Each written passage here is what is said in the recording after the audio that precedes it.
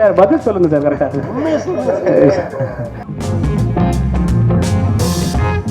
Vijayani sir இந்த makeup தான் கேட்கும். இந்த மேக்கப் வந்து அந்த டைரக்டர் கொஞ்சம் சஸ்பென்ஸாக வச்சுருப்பாரு. நீங்கள் இப்படி எல்லா மீடியாவிலும் கொண்டு வந்திருக்காரு. அந்த டைரக்டர் எதுவும் நினைக்க மாட்டார். வருங்காலத்தில் உங்களோட அப்ரோச் எப்படி சார் இருக்கும் டைட்டிலில்? இல்லை சார், கரெக்ட் மோட்டாக இருக்கும் சார்.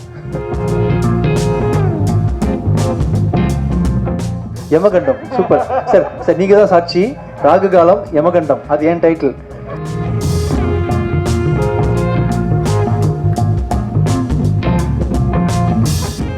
பார்த்து அத்தனை பேருமே நல்லாங்கன்னு சொன்ன கூட இவ்வளோ தான் வசூல் பண்ணோம். அப்புறம் மீதி வசூல் எங்கே போச்சு? ஏன் வர்றதில்லை ஆடியன்ஸ் இங்கே? சார் எப்பவுமே நீங்கள் ஒரு வித்தியாசமான ஒரு விஷயம் பண்ணியிருப்பீங்க. இந்த படத்தில் உங்களுக்கு இன்னும் பெஸ்ட்டாக தெரியும். ஏன்னா நீங்கள் வந்து மேக்கப் போட்டு வந்திருக்கீங்க சரிங்களா. உங்களுக்கு இன்னும் எவ்வளோ இதில் வந்து பிடிச்சனால தான் பண்ணுவாங்க. ஒரு பெரிய ஹீரோலாம் வந்து இது மாதிரிலாம் பண்ண மாட்டாங்க. இது மாதிரி ஆமாம் கெட்டப் போட்டுலாம் வர மாட்டாங்க. Okay sir. என்ன காரணம்? ஓகே சார், இதில் சாதாரண விஷயம் தான் சார். ஆக்சுவலி நம்ம சினிமாவில் ரொம்ப பெருசாக நிறைய விஷயத்த பேசுகிறோம். ப்ரொடியூசர்ஸ்க்கு பணம் போட்டு எடுக்கிற உழைப்புக்கு முன்னாடி, அவங்க எங்கள் மேலே வச்சுருக்க நம்பிக்கை முன்னாடி நான் வந்து மேக்கப்போட வந்து எல்லாம் சாதாரண விஷயம் தான் சார். ஆக்சுவலி எனக்கு வந்து இப்படி தோணலை எனக்கு எதுவுமே. இந்த டைமுக்கு வரணும்னு சார் சொல்லியிருந்தாங்க. அதே சமயத்தில் அந்த டேரக்டரையும் டக்குன்னு விட்டுட்டு வர முடியல. இந்த கேப்பை மேனேஜ் பண்ணுறதுக்காக உடனே வர வேண்டிய சூழ்நிலை. சாதாரணமாக வந்துட்டேன். ஒன்றும் இல்லை, எனக்கு பிடிக்கும் இந்த காரியத்தை நடத்த முடிக்கணும். அதுக்கு நான் வந்து இந்த டைமுக்கு நிற்கணும். எப்படி வந்தாலும் வந்துடணும், அதுதான் நினச்சேன். அதுக்கு மேலே ஒன்றும் பெருசாக இல்லை. விஜயானி சார் இந்த மேக்கப் தான் கேட்கும். இந்த மேக்கப் வந்து அந்த டைரக்டர் கொஞ்சம் சஸ்பென்ஸாக வச்சுருப்பாரு. நீங்கள் இப்படி எல்லா மீடியாவிலும் கொண்டு வந்திருக்காரு. அந்த டைரக்டர் எதுவும் நினைக்க மாட்டார். பெர்மிஷன் கேட்டு தான் சார். ரொம்ப அவசரம், டைம் இல்லை. அவர் ஷார்ட்டும் வந்து லாஸ்ட் மினிட் வரைக்கும் எடுத்துகிட்டு இருந்தார். இப்படி போனால் அப்படி போக வேண்டியிருக்குன்னு சொல்லியிருந்தேன். அவர் அலோவ் பண்ணார், அதனால வந்தேன். விஜயானி சார் நீங்கள் வந்து லாஸ்ட் டைம் ஒரு ஹீரோயின் கிட்ட வந்து பேசுனீங்க போது என்ன சொன்னீங்கன்னா கான்ட்ரவர்சி ஏதாவது கேளுங்கன்னு நீங்கள். ஆமாம் சார். ஆனால் இந்த வாட்டி வந்து எந்த ஹீரோனும் கிடையாது. ஏன் நீங்கள் கான்ட்ரவர்சி கேட்கறதுனாலே வரலையா அவங்க? தெரியலையே சார். நம்ம மேயா ஆகாஷ் ஆக்சுவலி சின்ன வேலையாக பாண்டிச்சேரியில் பிஸியாக இருக்காங்கன்னு நினைக்கிறேன்.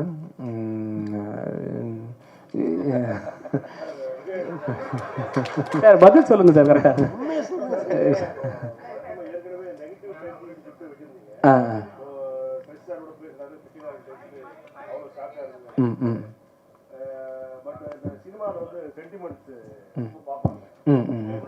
பூஜை போட்டு தான் ஆரம்பிக்கணும், இல்லைன்னா வந்து நெகட்டிவ் டைட்டில் வைக்கக்கூடாது, அபசுகதமாக பேசக்கூடாது அப்படின்னு சொல்லிட்டுலாம் எல்லாம் திங்க் பண்ணுவாங்க.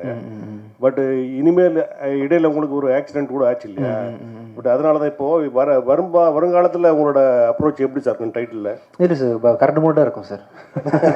இந்த சென்டிமெண்ட்ஸ் வந்து உங்களுக்கு கிடையாதா சினிமாவில்? இல்லை கிடையாது சார், கிடையாது சார். மனசு தான் சார் எல்லாமே. நீங்கள் ஏதாவது ஒரு ராகு காலம் சொல்லுங்கள். ராகு காலம் தான் கெட்ட காலம் தான் சார்.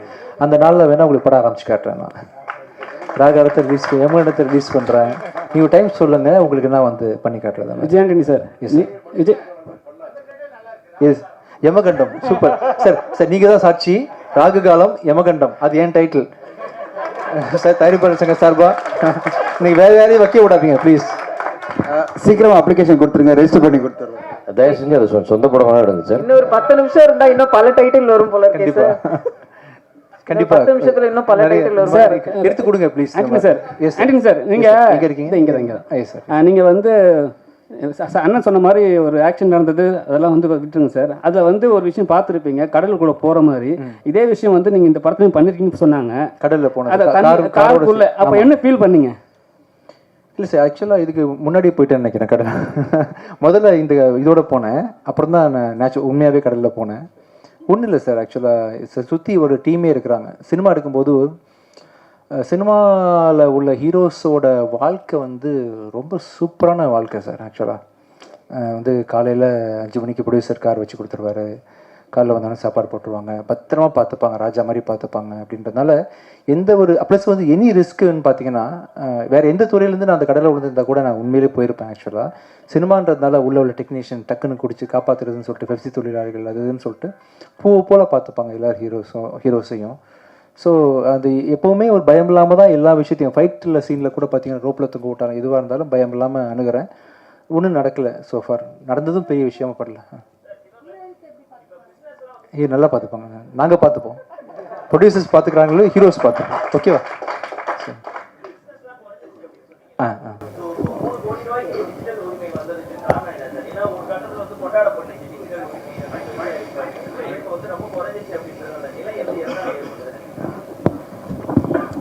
கேள்வியை சொல்லுங்கள். இல்லை நீங்கள் இந்த வியாபாரம் எது குறைஞ்சதுன்னு கேட்குறீங்களா சார்? வியாபாரன்றதை தான் சொன்னேன். இப்போது நம்ம இதுக்கு முன்னாடி வரைக்கும் விஜயானந்த் சார் படங்கள், அவருடைய வெற்றி படங்கள், எல்லா படங்களுமே, எல்லார் படமே சில படங்கள் டிஜிட்டல் விற்காமல் ரிலீஸ் பண்ணால் விற்றதுக்கப்புறம் பார்த்தீங்கன்னா தமிழ்நாடு என்ன ஷேர் வருதோ அதை விட கூட விற்கிறது தான் டிஜிட்டல் வியாபாரம். இன்றைக்கி ஒரு படம் 19 கோடி, ஆல்மோஸ்ட் 20 கோடி ஷேர் வந்த படம் 2.25 கோடி டிஜிட்டல் விற்கிதுன்னா அதுதான் அந்த டிஃப்ரென்ஸ், இந்த பர்சன்டேஜ் பார்த்துங்கன்னு சொன்னேன். ஆனால் அதே மாதிரி இப்போது கார்டன் 19 ரூபா பண்ணிச்சு, மகாராஜா 25 ரூபா படிச்சு சந்தோஷப்படுறான், கிடையவே கிடையாது. அதெல்லாம் அது ஒரு 40, இது ஒரு 70 கோடி பண்ண வேண்டிய படம். அவ்வளோ ஸ்டாண்டர்ட் இருக்குது படத்தில், அவ்வளோ குவாலிட்டி இருக்குது. பார்த்து அத்தனை பேருமே நல்லாக்குன்னு சொன்ன படம் இவ்வளோ தான் வசூல் பண்ணோம். அப்புறம் மீதி வசூல் எங்கே போச்சு? ஏன் வர்றதில்லை ஆடியன்ஸ்? இங்கே ஆடியன்ஸ் வர வைக்கிறக்கான முயற்சிக்காக தான் அதை நான் சொன்னேன். டிஜிட்டல் ரைஸ் வந்து ஒரு 5ல் 1 மடங்குக்கு கீழே போயிடுச்சு. அதில் அந்த அந்த டிஃப்ரென்ஸை யார் மேட்ச் பண்ணுறாங்க? ப்ரொடியூசர் ஒரு ஆள் தான் தூக்கிட்டு சுற்றுறாங்க. அதுக்காக யாருமே 100 ரூபா குறைச்சிக்க ரெடியாக இல்லை.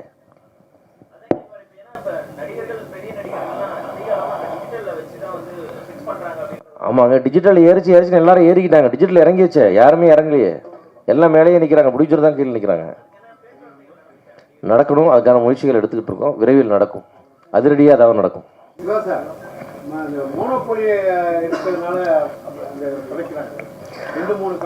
ஆமாம் சார், மோனோபொலி தான் இருக்குது. அந்த மோனோபொலி தானே ஏற்றுனா, வேறு யாரும் ரேட்டை ஏற்றலையே. அந்த மோனோபொலி இருக்கிற வந்து உங்களுக்கு அமேசான், நெட்ஃப்ளிக்ஸ் வந்து தான் இந்த ரேட்லாம் ஏறிச்சு, மார்க்கெட் ஏறிச்சு. மீதி சேனல்ஸ்லாம் கூடவே வந்தாங்க. பட் ஹையஸ்ட் ப்ரைஸ் பெரிய பெரிய மெகா படங்களை வாங்கினது அவங்க தான் வாங்கினாங்க. இன்றைக்கி அவங்க நான் வாங்கலைன்ற வேர்ஸ் பண்ணிட்டீங்கன்னா அது அவங்க ரைட்ஸ், வாங்க மாட்டேன்னு சொல்கிறது.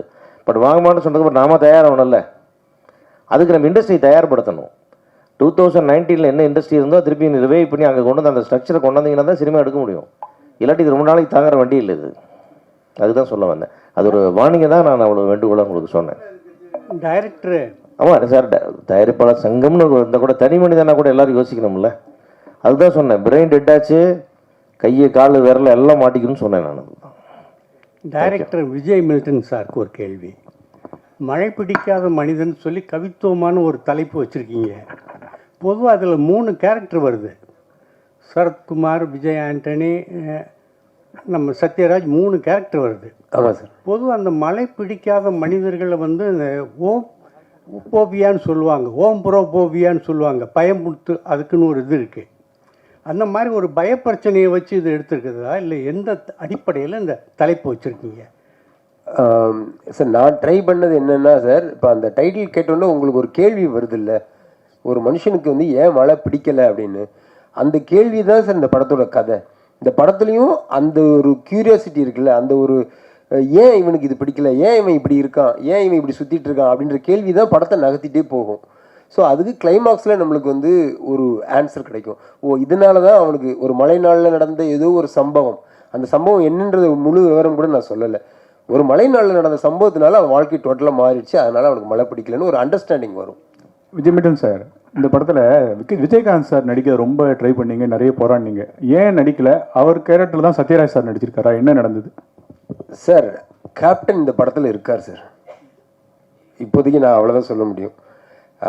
அவர் வந்து ஒரு பிளெஸ்ஸிங்காக எங்கள் கூட இருக்காரா இல்லை என்னவா இருக்காருன்றதெல்லாம் சொல்ல விரும்பல. ஆனால் இந்த படத்தில் கேப்டன் இருக்கார் சார். விஜய் மில்டன் சார் உங்களை தான்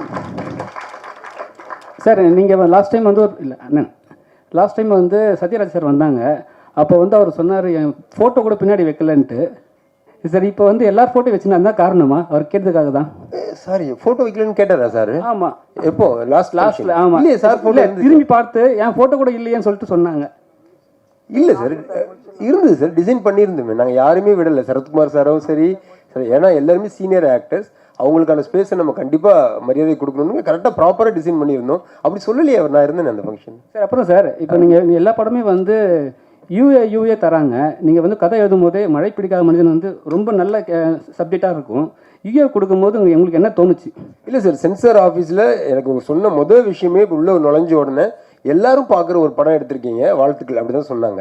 சொல்லிவிட்டு ஏன் யூஏ கொடுக்குறோம் அப்படின்னா, ஒரு அடிதடி இருந்தாலே யூஏ தான். ஒருத்தனை வந்து நம்ம கட்டையை எடுத்து அடிக்கிறோம், அவன் நல்லவனோ கெட்டவனோ, அப்படி ஒரு சண்டை காட்சி இருந்தாலே நாங்கள் யூஏ கொடுத்துருவோம். அதனால யூஏ கொடுக்குறோம். மற்றபடி எந்த கட்டுமே இல்லைன்னு சொல்லி தான் சர்டிஃபிகேட் கொடுத்தாங்க. Thank you sir.